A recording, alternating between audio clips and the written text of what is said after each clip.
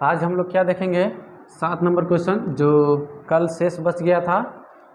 क्या है क्वेश्चन कि 160 सेमी ऊंचाई का एक व्यक्ति यानी कि आदमी 6 मीटर ऊंचे लैंप पोस्ट से 1.1 मीटर प्रति सेकंड की समान चाल से चलता है।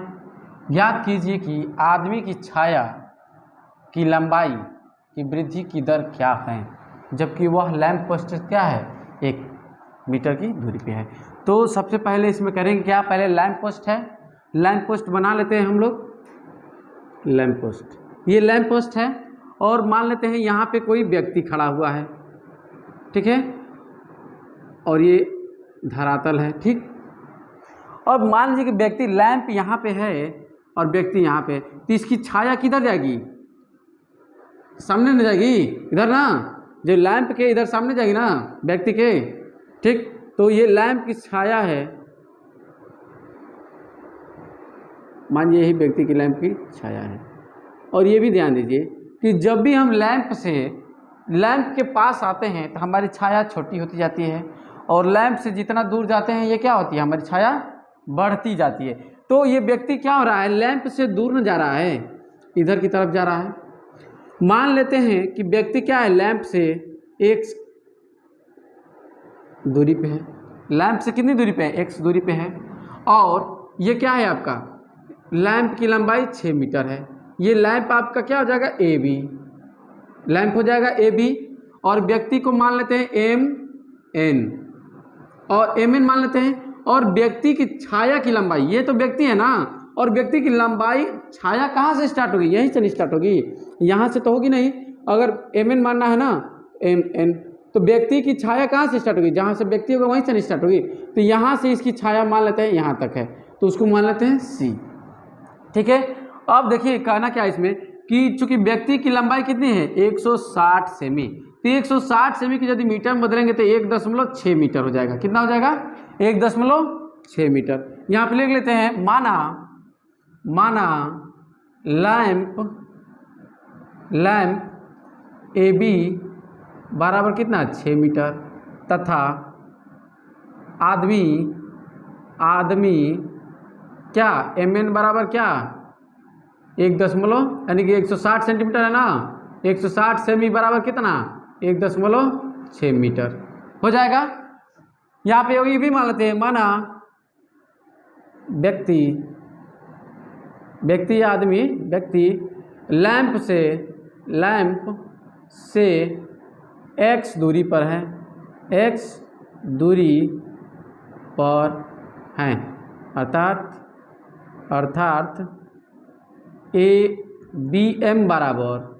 BM बराबर कितना x हो जाएगा। चूंकि यहाँ पे क्वेश्चन में दिया है कि व्यक्ति लैंप पोस्ट से क्या व्यक्ति क्या हो जाएगा, लैंप पोस्ट से दूरी x दूरी पर है, लैंप पोस्ट से BM है ना, तो ये BM हो जाएगा आपका। चूंकि लैंप पोस्ट से 1.1 मीटर प्रति सेकंड की दर से क्या हो रहा है, दूर जा रहा है, यानी कि ये व्यक्ति क्या हो रहा है, दूर, यानी कि x पहले तो x मीटर पर था ना, x दूरी पे, अभी दूर जाएगा, किस दर से दूर जा रहा है बाबू, तो यानी कि आपका क्या दिया हुआ है, चूंकि दिया है दूर जाने की दर ना, लैंप पोस्ट से दूर जाने की दर, लैंप पोस्ट से दूर जाने की दर यानी dx/dt इक्वल टू कितना है बाबू 1.1 मीटर प्रति सेकंड है। मीटर को हम लोग स्मॉल m से दिखा देते हैं सेकंड, ठीक है।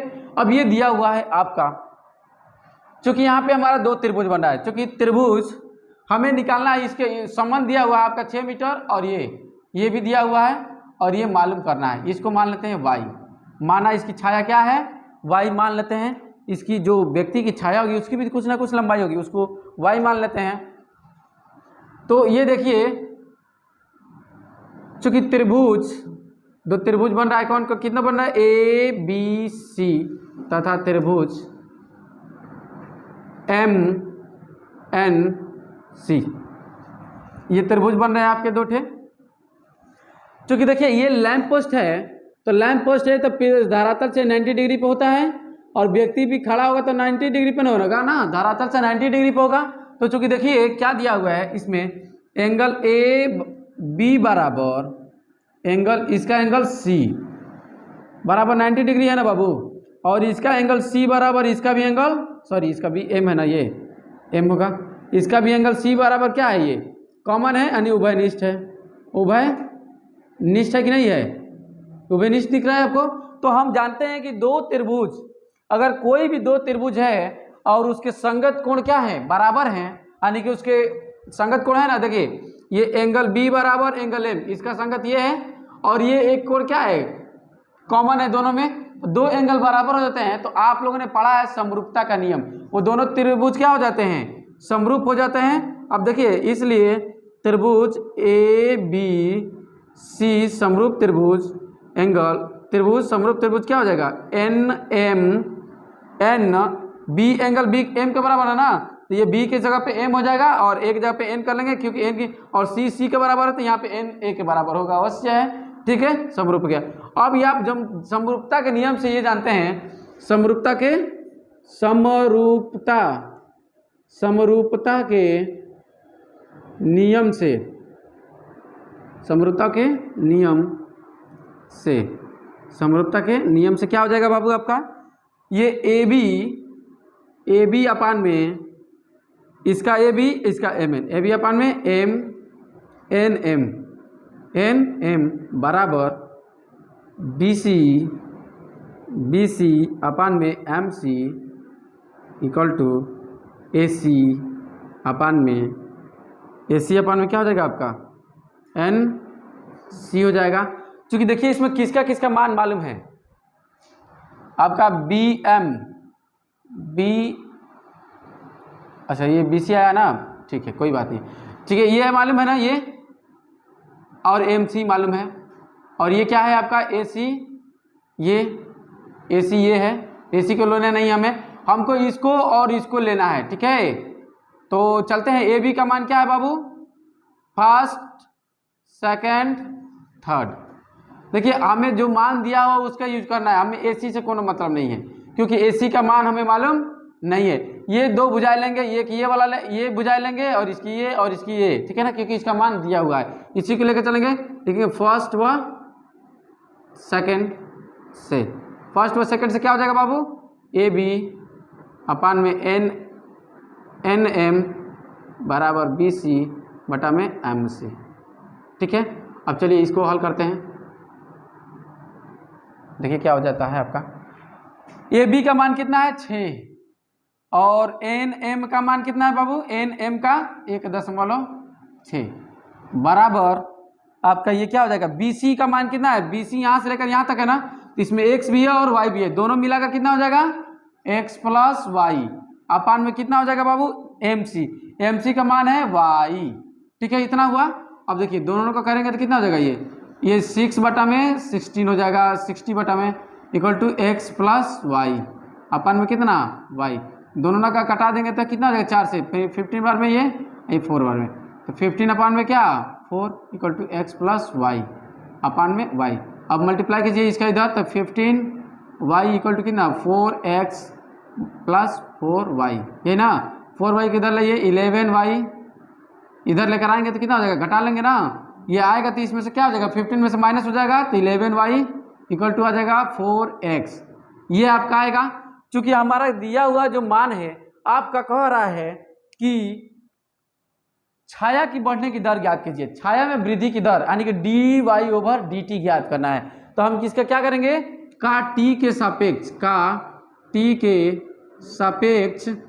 सापेक्ष अवकल गुणांक ज्ञात करेंगे। अवकल गुणांक क्या, अवकलज कर दीजिए, क्या हो जाएगा 11 D Y over D T equal to 4 into D X over D T हो जाएगा।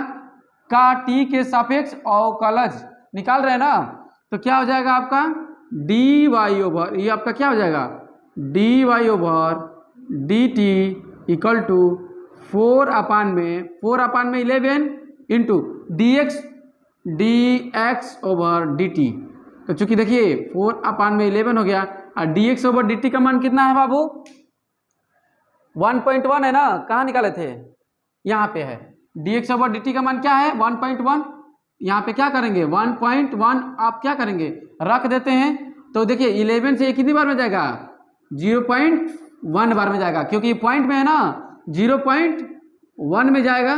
तो आपका क्या आ जाता है? dy/dt equal to 0.1 into 4 equal to कितना आ जाएगा? 0.4 मीटर प्रति सेकेंड की दर से क्या हो जाएगा?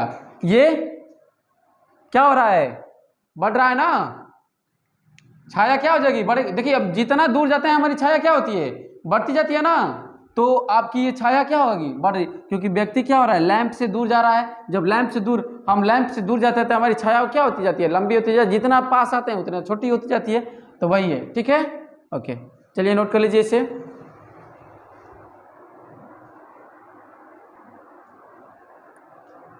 आठ नंबर क्वेश्चन को देखते हैं। 8 नंबर क्वेश्चन क्या है कि 6 मीटर लंबी एक सीढ़ी दीवार के सहारे झुकी है। सीढ़ी का नीचे का सिरा जमीन के अनुदिश दीवार से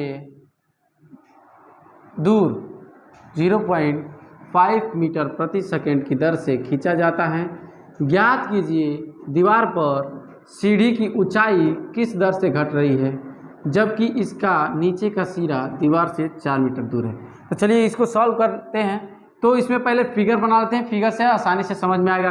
पहले तो हम लोग दीवार बना लेते हैं। एक दीवार है, यह हमारी एक दीवार है, और जिस पर क्या है? एक सीढ़ी लगी हुई है। सीढ़ी क्या है? ऐसे लगी हुई है, ठीक है। अब सीढ़ी लगी हुई है तो इसको क्या करेंगे? लिख लेते हैं। देखिए यह हमारा सीढ़ी है। सीढ़ी दीवार के सहारे लगी हुई है। माना क्या है? सीढ़ी दीवार से x दूरी पे है, और सीढ़ी का निचला सिरा ये, और सीढ़ी का ऊपरी सिरा क्या है? जमीन से y दूरी पे है, ठीक है। तो मान लीजिए दीवार क्या है? AB है, और सीढ़ी क्या है? BC है, ठीक। तो आपको ये बताना है कि सीढ़ी का ऊपरी सिरा नीचे किस दर से घट रहा है ना। तो dy/dt निकालेंगे, और चूंकि प्रति सेकंड दिया है ना बाबू, क्या दिया है? प्रति सेकंड ना, समय के सापेक्ष दिया हुआ है, तो इसको भी समय के सापेक्ष ही ज्ञात करेंगे। चूंकि देखिए माना दीवार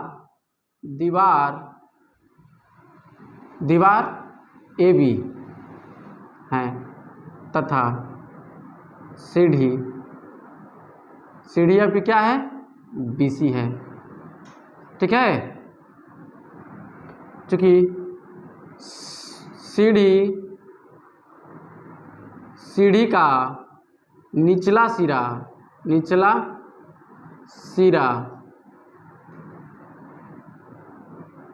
दीवार से x तथा ऊपरी सिरा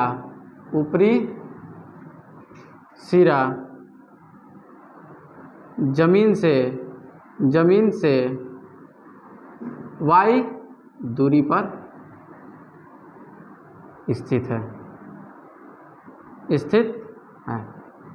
चूंकि दिया हुआ है क्या कि दीवार के अनुदिश, ये बताइए जब सीढ़ी है, अगर इसको निचला सिरा अगर दीवार से दूर खींचा जाएगा, जब इसको नीचे की तरफ खींचेंगे तो वो ऊपर वाला सिरा नीचे की तरफ आएगा, जाहिर सी बात है। जब ये फिसलेगी सीढ़ी इधर दीवार से दूर जाएगी तो ऊपरी वाला सिरा नीचे आएगा, ठीक है। तो वो नीचे वाला फिसल रहा है ना, नीचे वाले को खींचा जा रहा है ना, यानी x में परिवर्तन हो रहा है। x किस दर से परिवर्तित हो रहा है भाई? क्या हो जाएगा ये? dx, चूंकि सीढ़ी को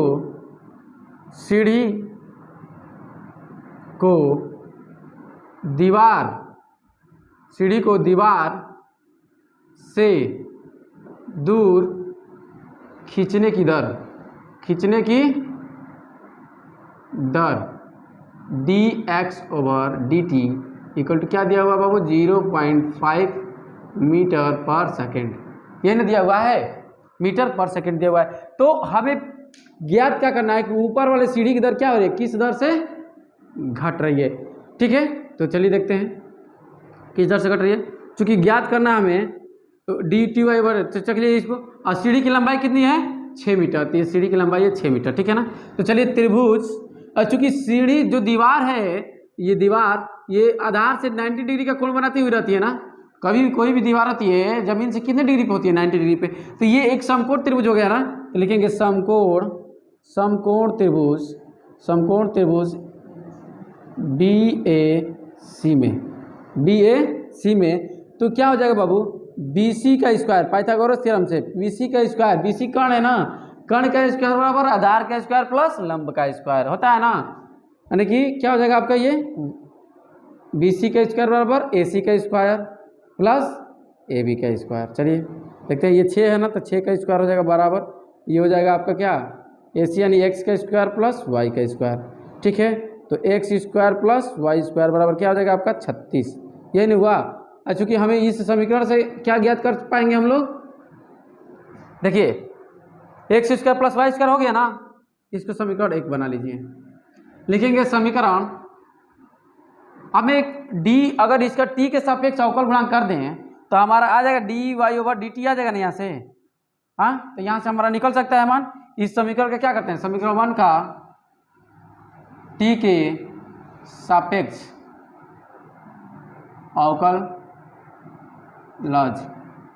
अवकलज करिए, तो क्या हो जाएगा, अवकलज करेंगे तो बाबू ये हो जाएगा, x का करेंगे तो कितना हो जाएगा 2x और dx/dt, क्योंकि t के सापेक्ष कर रहे हैं, x से सापेक्ष करते तो 1 हो जाता, ठीक है। प्लस इसका क्या हो जाएगा बाबू 2y dy/dt इक्वल टू क्या हो जाएगा बाबू, ये 0 हो जाएगा। क्या हो जाएगा 0। तो चलिए इसको उधर भेजते हैं, हमको dy/dx को रखना है इधर, dy/dt को, dy/dt ये 2 है ना, 2y है, इक्वल टू क्या हो जाएगा आपका 2y है, तो ये आपका हो जाएगा -2x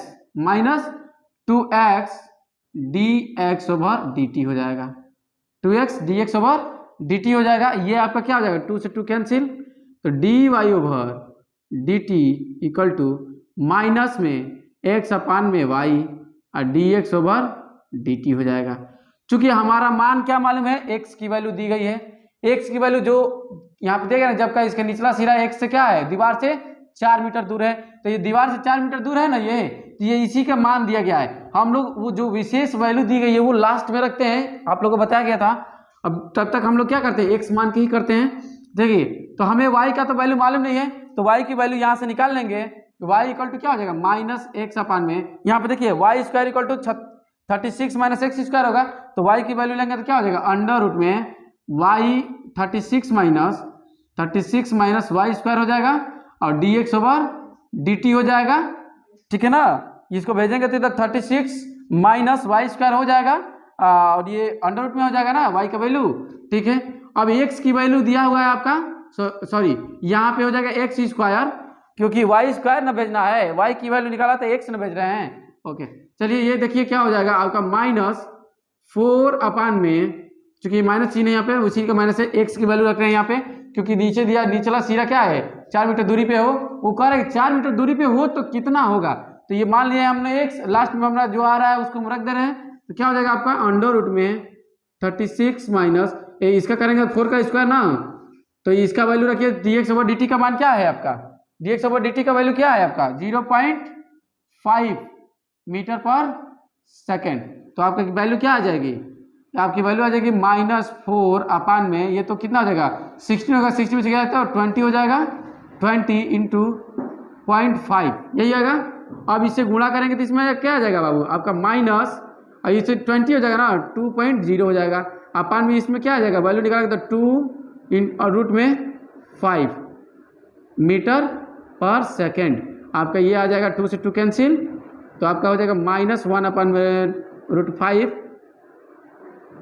मीटर पर सेकेंड। अब देखिए ये चूंकि माइनस में है ना, तो इस दर से क्या होगी घट रही होगी, ठीक है। आपका क्या होगा माइनस यानी कि दिया है ना, तो माइनस का जब चिन्ह हटाएंगे तब बताएंगे क्या, ये कि y का जो मान है यानी सीढ़ी नीचे की तरफ किस दर से आ रही है 1/√5 की दर से क्या हो रही है, घट रही है, नीचे की तरफ गिर रही है, ओके।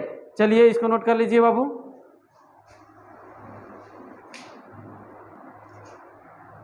चलिए देखते हैं 9 नंबर क्वेश्चन को। 9 नंबर क्वेश्चन क्या है कि एक आदमी 6.5 किमी प्रति घंटा की दर से 6.5 किमी प्रति घंटा की दर से 120 मीटर ऊंचे यानी कि 120 मीटर ऊंचे एक स्तंभ के पाद की ओर, पाद यानी मतलब क्या, आधार, यानी कि आधार की ओर चल रहा है। तो ज्ञात कीजिए कि आदमी किस दर से स्तंभ के शीर्ष की ओर अग्रसर है जबकि वह स्तंभ से 50 मीटर दूर है। ठीक है, इसको देखते हैं, हल करते हैं। इसको हल में क्या करेंगे, देखिए क्या है, एक आदमी जो 6 मीटर की दर से 6.5 मीटर की दर से चलता है ना, एक 120 मीटर ऊंचा एक स्तंभ है। स्तंभ को बना लेंगे, मतलब स्तंभ ऊंचा है ना, स्तंभ को बना लेते हैं। ये क्या है, 120 मीटर ऊंचाई पे है।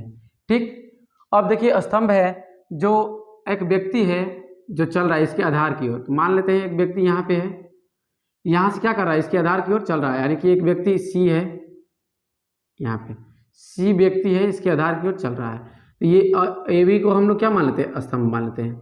इसको ले लेते हैं, माना स्तंभ ए बी बराबर क्या, 120 मीटर तथा स्तंभ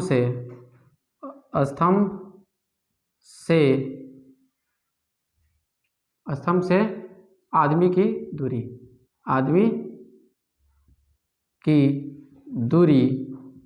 कितना होगा बाबू, AC बराबर हम लोग क्या मान लेते हैं, x मान लेते हैं। ठीक है, AC बराबर मान लेते हैं x। ठीक है, यहाँ पे व्यक्ति है, यहाँ से x मीटर की दूरी पे है, ये x इकाई की दूरी पे है, ये x ले लेते हैं। और चूंकि यह व्यक्ति क्या हो रहा है, किसकी तरफ आ रहा है, आधार की ओर, यानी कि स्तंभ के पाद यानी क्या है, नीचला ये जो सिरा है ना, वहाँ उस तरफ आ रहा है।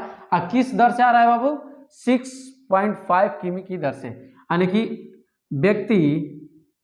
व्यक्ति स्तंभ के पाद की व्यक्ति के स्तंभ के पाद की ओर आने की दर क्या हो जाएगा बाबू, ये क्या दिया हुआ, किमी प्रति घंटा ना, तो समय के सापेक्ष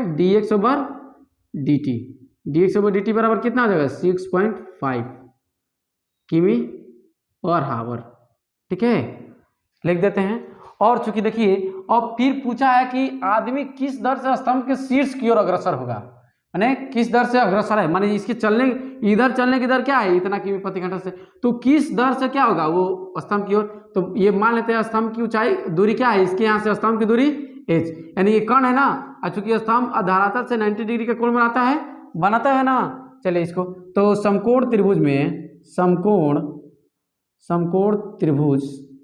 BAC में समकोण त्रिभुज BAC में क्या हो जाएगा आपका, BC क्या हो जाएगा, कौन हो जाएगा, तो BC का स्क्वायर बराबर क्या हो जाएगा, AC का स्क्वायर प्लस AB का स्क्वायर। AC क्या है बाबू, x स्क्वायर है, अब BC क्या है आपका 120 है, क्या स्क्वायर कर देंगे, BC क्या है आपका h स्क्वायर हो जाएगा। चूंकि h स्क्वायर हो गया ना ये, अब ये हो जाएगा h स्क्वायर बराबर x स्क्वायर प्लस 14,400 हो जाएगा। अब देखिए, चूंकि हमारा इसका निकालना है, जो शीर्ष की तरफ चढ़ने की जो दर है वो क्या निकालना है, dh/dt निकालना है। dh/dt निकालने के लिए क्या करेंगे, इसका t के सापेक्ष अवकलन करेंगे, का t के सापेक्ष अवकलज क्या हो जाएगा आपका 2h, इसका करेंगे तो क्या हो जाएगा, h स्क्वायर है तो 2h हो जाएगा into dh/dt। dh/dt equal to कितना हो जाएगा बाबू, x का करेंगे तो x स्क्वायर का करेंगे तो कितना हो जाएगा, x स्क्वायर का तो 2x हो जाएगा dx/dt हो गया, अब प्लस 0 हो जाएगा ये, तो क्या हो जाएगा यहाँ पे 2h dh/dt equal to 2x dx/dt हो जाएगा। अब ये क्या हो जाएगा, 2 से 2 कैंसिल हो जाएगा, जब 2 से 2 कैंसिल हो जाएगा तो क्या बचेगा आपका dH/dt। हम एच को इधर भेज देते हैं, क्या हो जाएगा x/h dx/dt। चूंकि h की वैल्यू हमें मालूम नहीं है और चूंकि देखिए x की वैल्यू मालूम है, h की वैल्यू नहीं मालूम है, x की वैल्यू चूंकि दिया है ना कि वह जबकि वह स्तंभ से कितना है लास्ट में हम वैल्यू रखते हैं, जो विशेष मान दिया होता है उसको लास्ट में हम लोग रखते हैं। तो क्या है आपका 50 है ना, तो चूंकि x की वैल्यू 50 है तो यानी कि स्तंभ से वो 50 मीटर दूरी पे है, तो स्तंभ से हमने दूरी माना था क्या x मीटर। अब क्या हो जाएगा 50 हो जाएगा x के स्थान पे, तो x की वैल्यू दिया हुआ है तो h की वैल्यू यहाँ से निकालेंगे ना x के पदों में, तो h/, में यहाँ से देखिए h का वैल्यू निकालना होता है अंडर रूट में हो जाएगा, ये क्या हो जाएगा अंडर रूट में x² प्लस 120 का स्क्वायर अपन इंटू dx/dt। चलिए अब इसको रखते हैं, ये 50 हो जाएगा, अपान में क्या हो जाएगा अंडर रूट में 50 का क्या करेंगे बाबू स्क्वायर प्लस इसका क्या हो जाएगा वह 400 हो जाएगा। ठीक है, ये क्या हो जाएगा इसका 6.5 है ना, क्या होगा किमी प्रति घंटा यानी कि हावर हो गया। ये 50 अपान में कितना अंडर रूट में 2500 प्लस 14,400, तो कितना हो जाएगा आपका पॉइंट किमी पर हावर। देखिए क्या हो जा रहा है ये आपका अंडर रूट में 50 हो जाएगा और नीचे क्या हो जाएगा बाबू जोड़ेंगे तो अंडर रूट में जोड़िए 16900, ये ना होगा इंटू किमी पर हावर। ठीक है, अब देखिए ये तो बाहर निकला तो ये 00 तो बाहर निकला तो 10 हो जाएगा, ये तो 13 का होता है स्क्वायर, तो कितना हो जाएगा 50 अपान में 130 इंटू कितना बाबू 6.5 किमी पर हावर।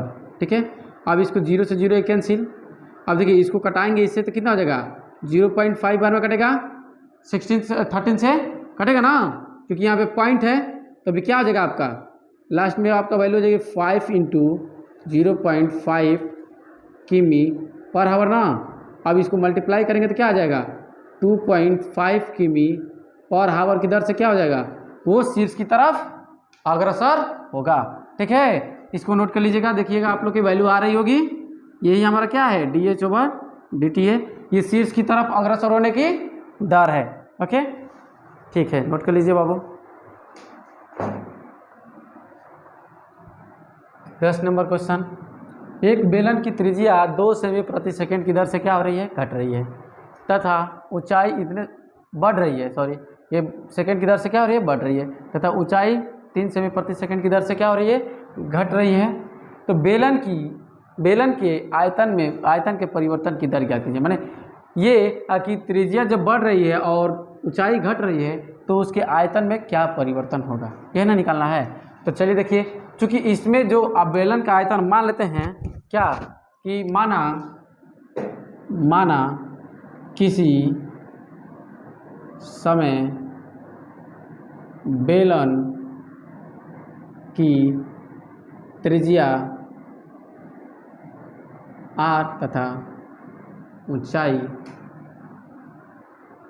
h है, ठीक है ना, ये t समय t लिख दीजिएगा, किसी समय t मैंने किसी समय बेलन की त्रिज्या r तथा ऊंचाई क्या है h है। तब चूँकि दिया है त्रिज्या के बढ़ने की दर दिए गई ना सेकेंड प्रति सेकंड है ना, तो dr/dt इक्वल टू कितना दिया हुआ है 2 सेमी पर सेकंड। ठीक है, और dH/dt इक्वल टू क्या दिया हुआ है बाबू 3 सेमी प्रति सेकंड। क्या हो रही है घट रही है ना, यानी कि घट रही है तो माइनस लगाएंगे 3 सेमी प्रति सेकंड, घट रही है तो माइनस लगा देते हैं। अब देखते हैं, चूँकि बेलन का आयतन भी बराबर क्या होता है बाबू 2πRh, सॉरी 2πRh नहीं, आयतन ना πr² होता है, 2πRh तो वर्गपृष्ठ होता है, ये πr² होता है। क्योंकि आपका यहाँ पे दिया है कि त्रिज्या भी परिवर्तनशील है और ऊंचाई भी परिवर्तनशील है, यानी कि दोनों क्या है, चर राशि है। यानी कि दो यहाँ पे दोनों क्या है, चर राशि है ना। हम पहले करते थे तो एक को नियत मान लेते थे, करते थे, तो इसमें क्या करना है, दोनों चर राशि है। तो चूंकि इसका परिवर्तन की दर निकालना है ना, तो चूंकि समय के सापेक्ष दिया है ना, तो इसको भी हम क्या करेंगे, का टी के सापेक्ष अवकलज ज्ञात करते हैं। तो अवकलज ज्ञात करेंगे तो क्या हो जाएगा आपका, dv over dt equal to pi, तो आपका साइड में ही रह जाएगा, पाई को साइड में ले लीजिए। क्योंकि r को हम प्रथम फलन मान लेते हैं, r को प्रथम फलन, r स्क्वायर इंटू द्वितीय फलन का अवकलन, तो dh ओवर dt हो जाएगा। प्लस अब h का हमने अवकलन कर दिया, तो h की अब बारी नहीं है, अब r की बारी है। तो r का जब हम अवकलन करेंगे तो r स्क्वायर है ना, तो इसको क्या हो जाएगा, 2r into D R over D T हो जाएगा ना, यही आपका हो जाएगा। इसको लिखिए पाई, अब ब्रैकेट में क्या, आर स्क्वायर है ना। तो देखिए आर की वैल्यू दिया गया है, जबकि त्रिज्या क्या है 3 सेमी है, तो रखिए 3 का square into D H over D T कितना दिया हुआ है, -3, प्लस एच कितना दिया हुआ है आपका 5 इंटू 2 इंटू आर की वैल्यू आपके 3 है, गुणे में देखिए into D R over D T कितना दिया है, 2 सेमी दिया हुआ है, चलिए रखते हैं, ये पाई हो गया। अब ये क्या हो जाएगा, 27 हो जाएगा, यानी 27 ये प्लस 2 2 जा 4 4 5 जा 20 5 20 60 हो जाएगा। तो आपको इसमें से माइनस करेंगे तो कितना हो जाएगा, 60 में से ये 3 हो जाएगा, यहाँ पे बचा 5, 33 पाई सेमी क्यूब पर सेकंड, क्योंकि आयतन है ना, तो सेमी क्यूब में होगा और प्रति सेकंड। ठीक है, ओके, इसको नोट कर लीजिए आप लोग।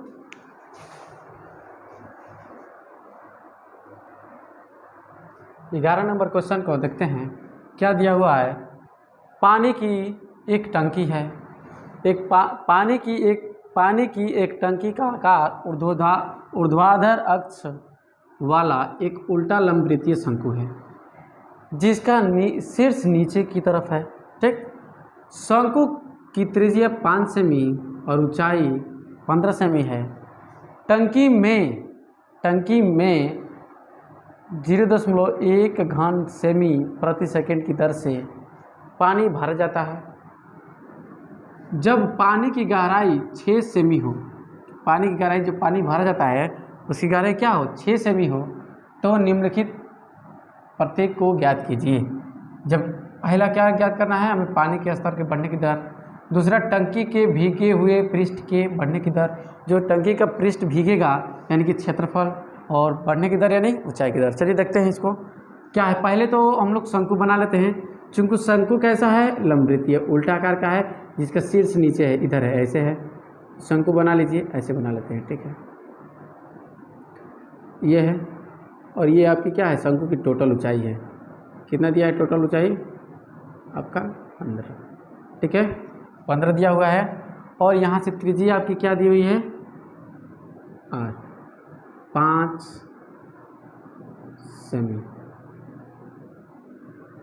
सेमी है, और ये भी क्या है आपका सेमी में है। और इसमें पानी जो भरा जाता है, तो मान लीजिए टंकी ना है, तो पानी मान लीजिए कि यहाँ तक भरा है आपका, यहाँ तक पानी, कहाँ तक पानी भरा है, यहाँ तक। चलिए यहाँ तक भर दिया था, भर देते हैं, भर दिया ना पानी। तो ये भी एक त्रिज्या है, आर क्या है, ये त्रिज्या है। और माना क्या, एच ऊंचाई तक क्या है, भरी हुई पानी है। इसकी ऊंचाई हम क्या ले लेते हैं, एच ले लेते हैं। ठीक, इतनी है। तो चलिए हम क्या करते हैं, चूंकि आपका दिया हुआ जो पानी भरने की जो दर है, चूंकि घन सेमी प्रति सेकंड है, चूंकि पानी क्या है, टंकी में पानी दर से भरा जाता है। चूंकि टंकी में पानी भरने की दर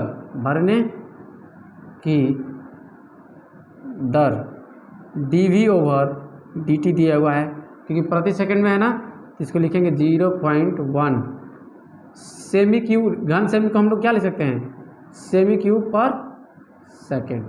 ठीक है, ये है। तो ये बताइए जो पानी टंकी में भरी जाएगी, तो टंकी जिस आकार का होगा उसी आकार में ना पानी भी भरेगा।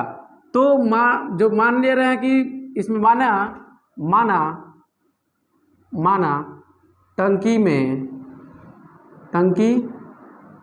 में पानी h ऊंचाई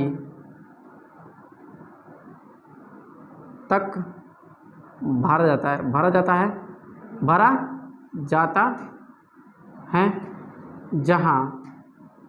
जहाँ पर टंकी की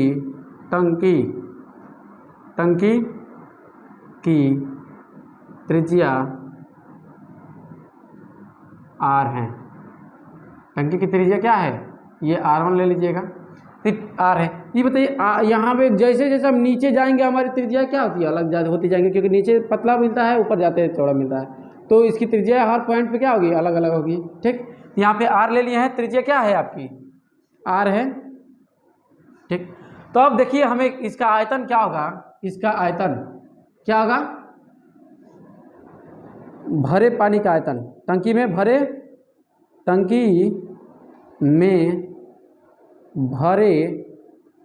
पानी का आयतन V बराबर क्या होगा बाबू आपका, V बराबर 1/3 पाई r स्क्वायर h। पानी भरने का ये होगा। चूँकि हमें यहाँ पे नहीं r मालूम है और नहीं h मालूम है, तो हम क्या करेंगे, हमें पूरे बड़े वाला का मालूम है, छोटे वाला का मालूम है। तो चलिए इसको नामकरण हम लोग कर लेते हैं। ये a ले लेते हैं, ये b ले लेते हैं, ये c ले लेते हैं, ये क्या ले लेते हैं आपका o है, ये इसको o डैश ले लेते हैं, और इसको क्या ले लेते हैं, d ले लेते हैं, और इसको ले लेते हैं e ले लेते हैं। अब देखिए चूंकि ये लंबवृत्तीय शंकु है ना, ये भी 90 डिग्री होगा, ये भी 90 डिग्री होगा। तो चूंकि दो त्रिभुज बन रहा है ना, एक देखिए इसमें AOC और AO'D त्रिभुज बन रहा है ना, चूंकि इसको 1 मान लीजिएगा, चूंकि त्रिभुज AOC तथा त्रिभुज AO'D में देख रहे हैं ना। अब ये देखिए ये कोण एंगल O बराबर एंगल O डैश 90 डिग्री है ना, तथा आपका और क्या आएगा, एंगल A बराबर एंगल A उभयनिष्ठ है ना बाबू, दोनों में क्या है, कॉमन है, ये इसको बोलेंगे उभयनिष्ठ है। जब उभयनिष्ठ है तो इसका वैल्यू हम क्या करेंगे, क्योंकि यहाँ पे r और h का मान है ना, उसी को निकालने के लिए सब क्या किया जा रहा है, हम लोग कर रहे हैं। तब जब दो एंगल किसी भी त्रिभुज के बराबर होते हैं तो दोनों त्रिभुज क्या होते हैं, समरूप होते हैं। तो क्या लिखेंगे, त्रिभुज AO, देखिए AOC समरूप त्रिभुज, A के बराबर एंगल A है, A लिख देंगे, O के बराबर एंगल क्या है, O डैश है, O डैश लिख देंगे, और लास्ट में जो बचेगा उसको D लिख देते हैं। आप लोग 10 में पढ़े हैं इसको। ठीक, तो अब यहाँ पे ये समरूप हो गया, तो समरूप हो गया तो हम जानते हैं ना, समरूप त्रिभुज की सभी भुजाएं क्या अनुपातिक होती है ना, सभी भुजाओं का क्या होता है, अनुपातिक भुजा होती है। देखिए AO बराबर AO dash equal to OC upon में O dash D equal to कितना, AC अपान में AD, AC अपान में AD। तो AC ये है और AD ये है, हमको इससे कोई मतलब नहीं लेना है, हमको चाहिए R और H निकालना है। तो R इधर है और H ऐसे है, तो इसको क्या लेंगे, AO क्या है बाबू, AO आपका ये है 15 है ना, AO आपका 15 है, और देखिए AO डैश क्या है आपका, स्मॉल h है बराबर। अब देखिए OC कितना है, OC 5 सेमी है, अब बटा में O डैश D कितना है बाबू, R है, इक्वल टू AC अपान में AD है। हमें तो बस R और H में संबंध निकालना है ना, तो हम क्या ले लेंगे, इसको संबंध 1 व 2 से, 2 से ये फर्स्ट हो जाएगा और ये सेकंड हो जाएगा और ये थर्ड हो जाएगा। ओके, अब चलिए क्या करेंगे हम लोग, 15 अपान में h इक्वल टू 5 अपान में r, कटा दीजिए इसको, 3 बार में कैंसिल हो जाएगा, 3 बार में, तो r इक्वल टू कितना हो जाएगा बाबू, r इक्वल ये 3 हो जाएगा ना, ये 3r बराबर कितना हो जाएगा बाबू, h, इसका इधर गुणा करेंगे तो ये तो r बराबर कितना हो जाएगा आपका, h अपान में 3 हो गया ना। अब हमें क्या करना था, यहाँ से r की वैल्यू नहीं निकालनी है, हमें r का वैल्यू निकालनी है, h के पद में कर देंगे, क्योंकि हमें क्या करना है, ऊंचाई निकालना है ना, ऊंचाई में वृद्धि की दर ना, तो हम r को क्या कर दे रहे हैं, h के रूप में परिवर्तित कर दिए, ताकि हमारा क्या, अब क्या करेंगे, समीकरण 1 से, समीकरण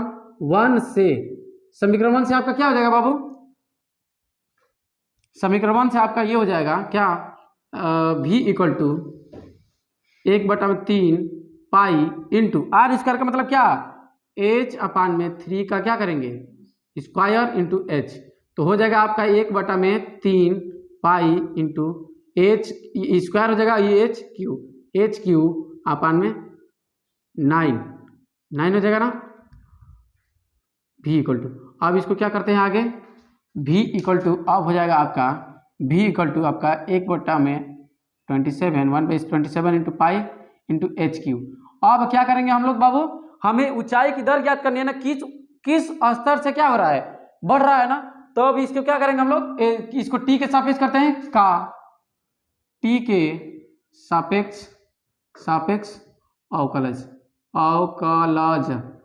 करते हैं, तो क्या हो जाएगा, dv over dt equal to 1/27 into pi, ये सब तो अचर है, और क्यू का करेंगे तो कितना हो जाएगा बाबू, 3 into H square into D H over D T, हमें D H over D T ही निकालना है, 3 से कैंसिल हो जाएगा 9 बार में, ठीक है, एच स्क्वायर है ना वो। अब देखिए यहाँ पे क्या हो जाएगा बाबू, आपका dv का मान दिया हुआ है 0.1 equal to 1/9 into pi into H square. अब देखिए लास्ट में क्या कह रहा है, जबकि गहराई क्या है, पानी की गहराई कितनी है, जबकि ये पानी की जो गहराई है लास्ट में दिया हुआ है, लास्ट में आपका दिया हुआ पानी की गहराई कितनी है, 6 सेमी है, तो 6 सेमी है तो यहाँ पे 6 सेमी रख देते हैं, 6 का square into D H over D T, ठीक है, तो इसको लाइए इधर गुणा कीजिए तो कितना हो जाएगा बाबू, 0.9 और इसको लाएंगे तो कितना हो जाएगा, चाहिए यहीं पे कटा दीजिए थोड़ा सा, 0.1 हो गया इक्वल टू पाई अपन में 9 इंटू 6 ना, तो 3 जा 9, 3 2 जा 6, 3 1 जा 3, 3 2 जा 6, और ये क्या हो जाएगा D H over D T, तो ये आपका जाएगा इधर तो कितना हो जाएगा 0.1 इक्वल टू पाई 4 पाई ना, 4 pi D H over D T. अब D H over D T equal to कितना हो जाएगा, D H over D T equal to क्या हो जाएगा आपका 0.1 अपान में 4 पाई हुआ ना। आप इसको चाहेंगे तो भाग दे सकते हैं या इतना ही रख सकते हैं, क्या मीटर पर सेकेंड की दर में क्या करेंगे 10 से ऊपर नीचे गुणा कर दीजिए तो ये पॉइंट हट जाएगा। अब 40 पाई मीटर पर सेकेंड से क्या हो रहा है, ऊंचाई की दर बढ़ रही है। ये जो ऊंचाई का स्तर है ना, ये 1/40 पाई के हिसाब से क्या हो रहा है, ऊपर की तरफ बढ़ रहा है, इसे नोट कर लीजिए। और उसके बाद क्या करते हैं हम लोग, बी नंबर देखते हैं, टंकी के भीगे हुए पृष्ठ के बढ़ने की दर को हम लोग क्या करेंगे, ज्ञात करेंगे। इसको नोट कर लीजिए बाबू।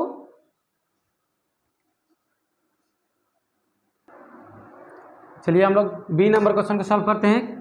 टंकी के भीगे हुए पृष्ठ का बढ़ने की दर ज्ञात करना है। पृष्ठ के बढ़ने की दर यानी कि क्या, क्षेत्रफल, यानी कि जब भी ये पृष्ठ भीगेगा तो आपको पूरे शंक्वाकार भाग में भीगेगा, तो शंक्वाकार भाग के पृष्ठीय क्षेत्रफल निकालेंगे। तो इसको क्या करेंगे आपका, चूंकि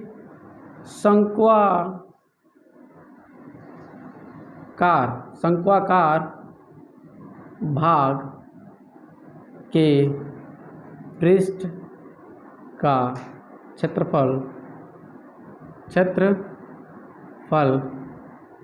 S बराबर पाई आर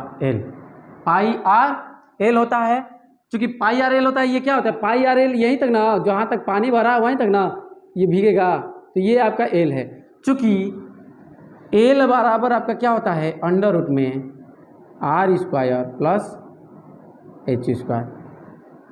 एल स्क्वायर बराबर क्या होता है अंडर रूट में R square plus H square. चूंकि हमने अभी पिछले क्वेश्चन यानी कि पिछले अभी ए का मान ज्ञात करने के लिए इस क्वेश्चन को देखिए, बोर्ड छोटा होने के कारण मैंने पूरा क्वेश्चन साथ में नहीं कराया है, आपका वही होगा। आज जो हमने आर में इसमें ए के क्वेश्चन के लिए हमने जो निकाला है आर का मान, उसी आर के मान को क्या करेंगे हम इसमें भी यूज करेंगे। ठीक है, देखिए क्या करेंगे इसको, चूंकि एस बराबर, चूंकि यहाँ पे आर बराबर है ना, तो आर का मान क्या है बाबू एच के पदों में, आर का मान क्या है एच के पदों में आपका आया है एच अपान में 3 आया था ना, उसमें एच अपान में 3 का स्क्वायर प्लस एच स्क्वायर। ठीक है, इसको लीजिए अंडर रूट में क्या हो जाएगा ये एच स्क्वायर है ना, तो एच स्क्वायर अपान में 9 प्लस एच स्क्वायर। तो इस एच स्क्वायर को बाहर ले लीजिए तो क्या होगा एच अंडर रूट में कितना 10 अपान में 3 हो जाएगा ना, क्योंकि 9 को बाहर निकाल देंगे तो रूट से बाहर हो जाएगा। ये आपका 10 प्लस 10 अंडर ये आएगा आपका अंडर रूट में 10 अपान में 9 आएगा ना, इसको सॉल्व करेंगे तो एलसीएम लेकर के एच को हमने बाहर निकाल दिया है, तो एच स्क्वायर जब बाहर निकलता है तो क्या हो जाता है एच हो जाता है, स्क्वायर हट जाएगा, तो ये आपका क्या हो जाएगा एच अंडर रूट में 10 अपान में 3, ये आपका एल का वैल्यू है। तो देखिए आपका क्या आ रहा है क्षेत्रफल, ये आपका एस बराबर आपका क्या हो जाएगा पाई इंटू एच अपान में 3, आर की वैल्यू रख दिए हैं, और फिर एल की वैल्यू क्या आ जाए एच के पदों में एच रूट में 10 अपान में क्या हो जाएगा 3, तो ये आपका हो जाएगा कितना पाई रूट में 10 अपान में कितना 9 हो जाएगा ना इंटू एच स्क्वायर, यही हो जाएगा। अच्छा हमें इसकी पृष्ठ के भीगने की दर ज्ञात करना है, तो इसको भी हम क्या करेंगे टी के सापेक्ष निकालेंगे। ठीक है, का टी के सापेक्ष अवकलज कितना हो जाएगा बाबू ds over dt equal to, ये तो नहीं करेंगे, ये अचर राशि अचर संख्या है इसको नहीं करेंगे, इंटू एच का क्या हो जाएगा 2h into D over dt हो जाएगा ना। अब देखिए हमने डी ओवर डी टी निकाल लिया है पहले ही, ए का मान जो निकाला था वो डी ओवर डी टी ही ना था। अब सबका मान रखिए पाई रूट में 10 अपान में क्या 9 इंटू 2 इंटू एच की वैल्यू दी गई है पानी की गहराई 6, तो इसको 6 रख दीजिए यहाँ पे, लास्ट में हम लोग वैल्यू रख देते हैं। और डी ओवर डी टी क्या निकाला था हमने 1 अपान में 40 पाई, ये नहीं निकाले थे, तो पाई से पाई कैंसिल, 3 2 6 3 3 9। ठीक है, तो इसको क्या हो जाएगा रूट में 10 इंटू 4 अपान में 3 इंटू 4 हुआ ना। अब देखिए 40 है तो 40 से कितनी बार में कैंसिल बाबू 10 बार में कैंसिल ना, तो देखिए इसको क्या लिखेंगे हम लोग रूट में 10 अपान में 3 इंटू 10 को हम 2 बार रूट में लिख सकते हैं 10 रूट में 10, तो एक से एक ये कैंसिल हो जाएगा, तो आपका आएगा कितना 1 अपान में 3 रूट में 10 वर्ग सेमी प्रति सेकंड की दर से क्या होगा ये बढ़ रहा होगा आपका। ठीक है, इसको नोट कर लीजिए बाबू। और यहाँ पे हमारा ये क्या हुआ प्रश्नावली नंबर 6.2 समाप्त हुआ। अगर आपको किसी क्वेश्चन में डाउट हुआ होगा तो कमेंट बॉक्स में क्या कर सकते हैं आप लोग कमेंट करके हमें बताइएगा, हम उसे सुलझाने की भरपूर कोशिश करेंगे। अगर आपके पास कोई क्वेश्चन भी होगा तो आप हमारे कमेंट बॉक्स में दे सकते हैं, उसको मैं सॉल्व करके आपके सामने पेश कर सकता हूँ। ओके।